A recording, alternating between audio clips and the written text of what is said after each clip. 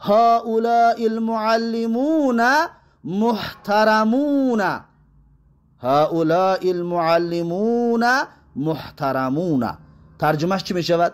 یعنی این معلمان محترمند، این معلمان قابل احترام هستند، این معلمان احترام دارند، عزت دارند و شرف دارند. خب اکنون هؤلاء المعلمون محترمون اعرابش چی است؟ الاعراب تحلیلی همین جمله سوم. هؤلائی، این هؤلائی هم اسمی اشاره است. وقتی که اسمی اشاره هست به مثل هذه اعراب می شود، زیرا که هذه هم اسمی اشاره بود، هؤلائی هم اسمی اشاره است. اعرابش چی است؟ ببینید هؤلائی، الهاء، اول هؤلائی، اول های اولش اعراب میکنه، میگیم الهاء للتنبیه حرف لا محل له من الاعراب. اینها برای چی بوده است؟ برای تنبیه بوده است و حرف است محل اعراب ندارد، یعنی که نه در حالت رفع میاد، نه در حالت نصب میاد، نه در حالت جزم که محل بگیرد. این لا محل است، حرف است، حرفا همشون لا محل هستند. این قاعده را در ذهنتون جا کنید. هر کلمه رو وقتی گفتیم حرف است بدانید که اون لا محل است، یعنی محل اعراب ندارد، یعنی که حالت رفع و نصب و جر نمی آید. کلمه های لا محل، مخصوصا حرفا که لا محل هستند همه‌شون. بعد از این ها الهاء لتنبیه بوده است. اولائی چی است؟ هؤلائی، ها را گفتیم اولائی. اولائی اسم اشارة مبنی علی الکسرة فی محل رفع مبتدأ. اسم اشاره هست مبنی بر کسره است، آخرش گفتیم همه وقت هؤلائی است، در یگان جو هؤلاء نمی شود، شخص شدگی است این کلمه به همین شکل.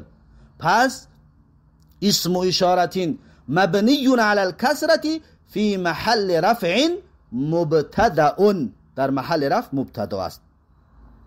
المعلمون، این معلمون می توانیم که ما دو اعرابش بکنیم، اینا دو اعراب کرده می توانیم، به خاطر اینکه این مشتق است، این مشتق است.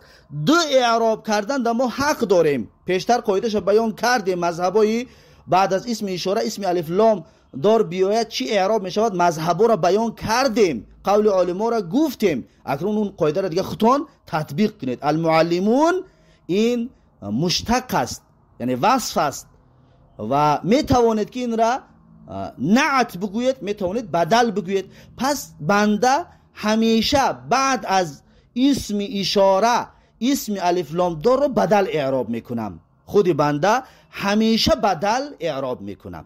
قاعده خود بنده همین است. اما قاعدهش میگم براتون، شما اختیار دارید، میتونید که نعت اعرابش کنید، میتونید که بدل اعرابش کنید. خب اکنون بدل من اعراب کردم، چی گفتم؟ المعلمون بدل المرفوع مرفوع و علامت رفعه الواو و علامت رفعه الواو نیابتا عن الضمه لانه جمع المذکر السالم.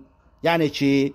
یعنی که معلمون بدل المرفوع، یعنی در جای مرفوع است. هؤلائی را گفتیم در محل رفع مبتدا، این معلمون در جای رفع است، برای در جای مبتدا آمدگی است، مرفوع هست. و علامت رفعه الواو، علامت رفعش چی است؟ حرف واو است. این واو جاینشین است، نیابتا جاینشین عن الضمه، از جای ضمه، یعنی این واو جاینشین ضمه هست. لانه جمع المذکر السالم. چرا؟ یک سوال تو چرا معلمون آخرش ضمه نشد؟ میگه لانه جمع المذکر السالم، یعنی این کلمه معلمون جمع مذکر سالم است. جمع مذکر سالم یعنی چی؟ کلمه ای که اون کلمه با واو و نون در حالت رفع جمع می شود، اون را میگه جمع مذکر سالم. پس این اعرابی المعلمون که بدل. میتونید این را شما اعراب دیگرش کنید، بگوید که المعلمون نعت المرفوع مرفوع و علامت رفعه الواو نیابتا عن الضمه لانه جمع المذکر السالم.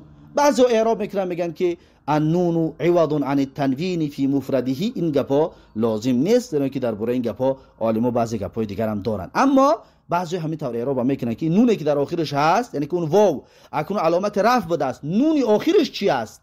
معلمون.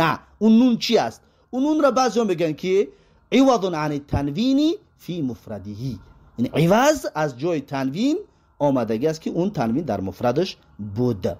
خب این بود هؤلاء المعلمون. اکنون ما تا به حال مبتدا را یافتیم، این معلمون بدل شد یا نعت شد برای هؤلاء اسم اشاره. انا اکنون محترمون چی است؟ محترمون میگوید خبر مرفوع، برای هؤلاء مبتدا بود که معلمون خبر داده ایستاده است درباره معلم ها که محترمون، با احترام هستند، محترمند، اهل احترام هستند معلم ها. انا اکنون محترمون خبر مرفوع و علامت رفعه الواو نیابة عن الضمه لانه جمع المذکر السالم. یعنی محترمون خبر هست، مرفوع هست و علامت رفعش، نشانه رفع بودنش واو است. چرا نشانه رفعش واو شد ضمه نشد؟ نیابة عن الضمه است توخین، یعنی که جاینشین ضمه شده است این واو. لانه چرا؟ لانه جمع المذکر سالم، زیرا اینکه این کلمه محترمون جمع مذکر سالم می باشد.